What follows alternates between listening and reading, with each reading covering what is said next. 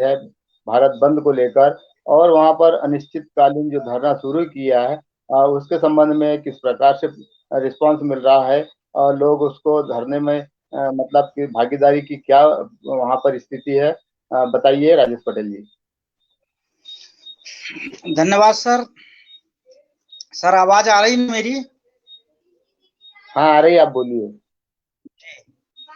सिवनी के किसान आंदोलन के समाचारों में प्रमुख रूप से आज संयुक्त किसान मोर्चा का अहम घटक है राष्ट्रीय किसान मजदूर महासभा।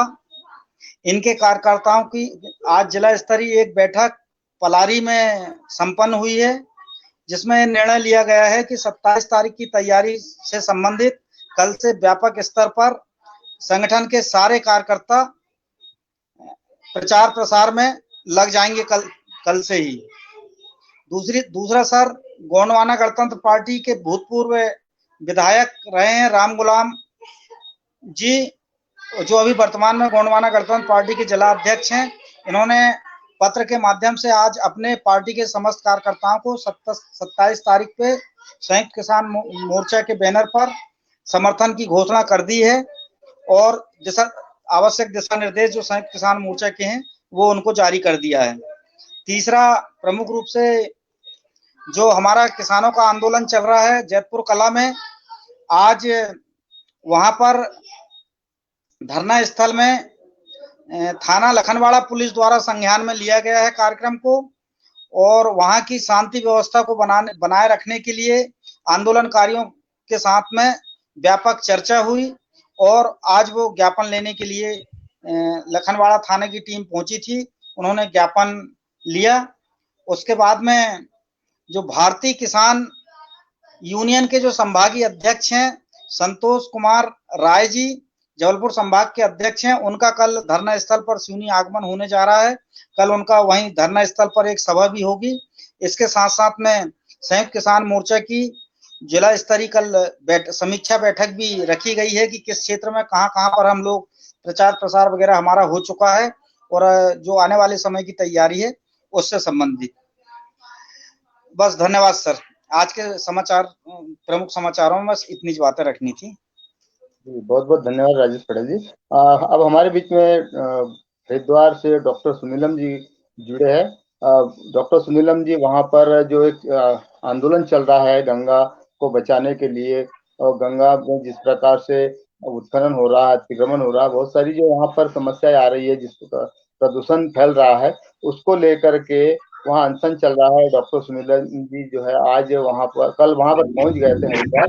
आज वहां से एक संत के साथ में फेसबुक लाइव भी किया था। वहां बताया था कि किस प्रकार संत जो है गंगा को बचाने के लिए आंदोलन कर रहे हैं, लेकिन जो राजनीतिक पार्टी है जो है भाजपा, जो है नरेंद्र मोदी जी है, जो गंगा को बचाने के लिए अपने आप को गंगा का पुत्र कहते हैं, लेकिन जो आज स्थिति है उस पर संतों ने बहुत ही मतलब दुख प्रकट किया। और वहां पर जो है डॉक्टर साहब ने जैसा कि बताया था, और संतों ने भी बताया था कि अब तक जो है गंगा की सफाई को लेकर अनशन करते हुए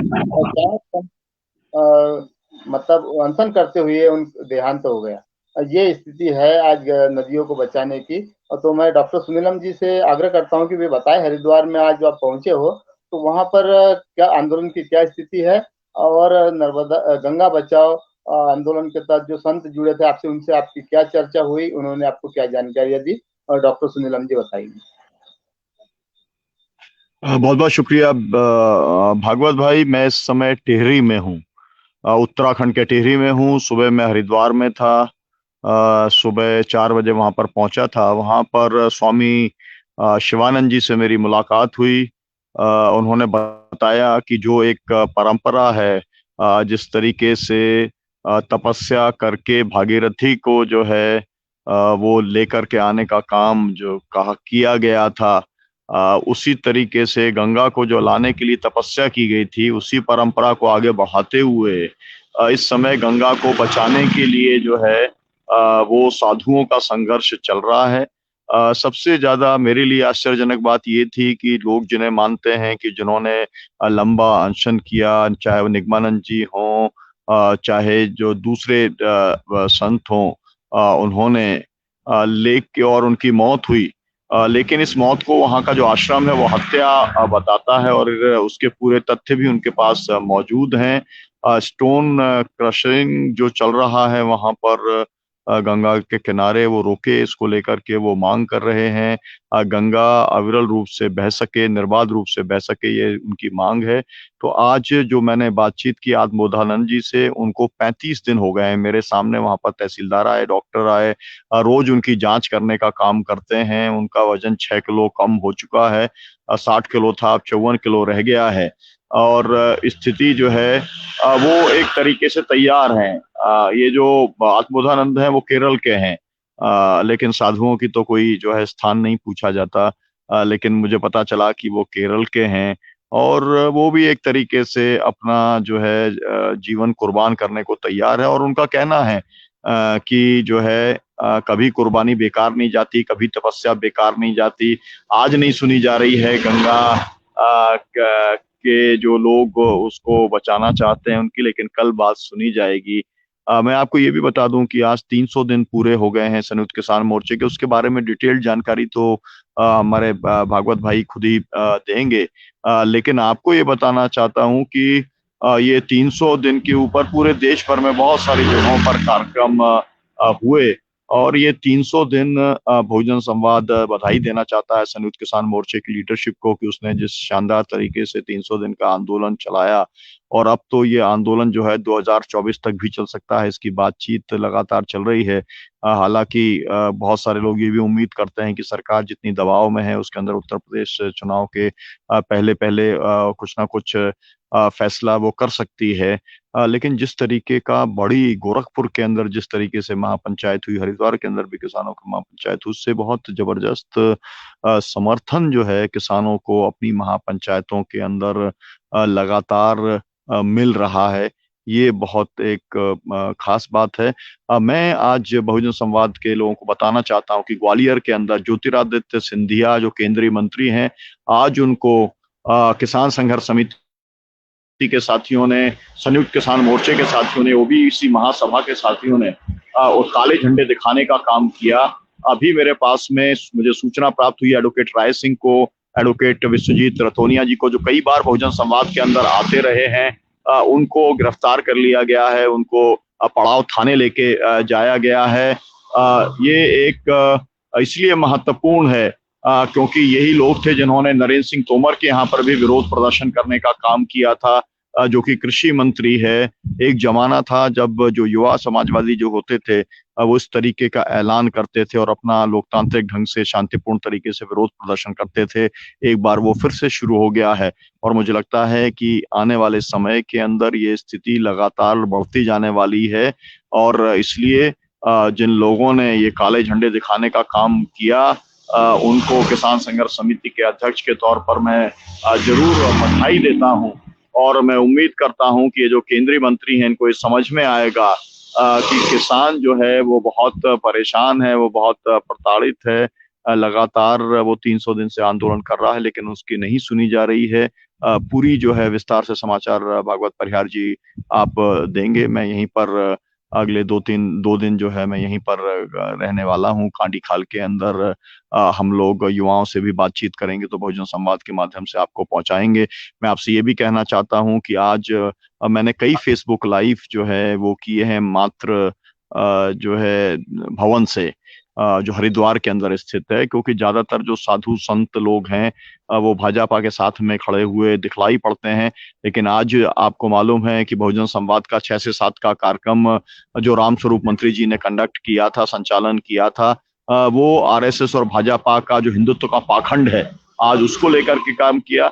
और जिस तरीके से हमको बताया, आज साधुओं ने जो बताया कि हरिद्वार के अंदर जो लोग अपने आप को हिंदू कहते हैं और जो लोग बहुत हिंदुत्व की बात करते हैं और बहुत सारे आश्रम बना रखे हैं, कोई भी इसलिए साथ नहीं दे रहा क्योंकि ये जो लोग माफिया है एक तरीके का, जो पूरे गंगा के अंदर अवैध खनन कराना चाहता है, क्रशर चलाने का काम करता है, उसके खिलाफ कोई भी बोलने को तैयार नहीं है। तो धर्म जो है वो किस तरीके से एक पाखंड का के तौर पर जो है लोग इसका इस्तेमाल कर रहे हैं, ये बात आज मैंने मातृ सदन से साधुओं के माध्यम से तथ्यों के साथ आपको बताने का काम मैंने अपने फेसबुक लाइव से किया था। और अगर समय मिलेगा तो आठिया जी जो हमारा पूरा का पूरा ये जो एक आधार स्तंभ है इस पूरे बहुजन संवाद के, समय मिला तो वो उसको जो है यूट्यूब के ऊपर भी जरूर डालने का काम करेंगे। मैं सभी साथियों को बहुत बधाई देता हूँ। मुझे बहुत अच्छा लग रहा है कि गजेंद्र जी अब लगातार रिपोर्टिंग जो है वर्धा से कर, हमारे पास में नर्मदा बचाओ आंदोलन की और सेंचुरी की हमारे पास में लगातार रिपोर्टिंग आ रही है, हमारे पास में रीवा से भी लगातार रिपोर्ट आती है और इसको बहुत अच्छे ढंग से भागवत परिहार जी इसका संचालन कर रहे हैं। सबको बहुत बहुत बधाई। और हम लोग 27 तारीख की तैयारी में सबको लगना चाहिए, पूरी ताकत लगा देनी चाहिए। बहुत सारी मीटिंग्स हर जगह पर चल रही हैं। 27 तारीख को सफल बनाने के लिए बहुजन संवाद के जो भी दर्शक हैं उनसे मेरा निवेदन है कि वो अपने अपने जिले के अंदर, अपने अपने इलाके के अंदर भारत बंद को सफल बनाने के लिए वो जरूर जो कुछ कर सकते हैं उन्हें करना चाहिए। सत्य, अहिंसा, सत्याग्रह और ये 3 कानूनों को निरस्त करने का सवाल, एमएसपी की कानूनी गारंटी का सवाल और बिजली बिल वापस लेने का सवाल ही हमारे मुख्य सवाल हैं। बहुत बहुत शुक्रिया आपका भागवत परिहार।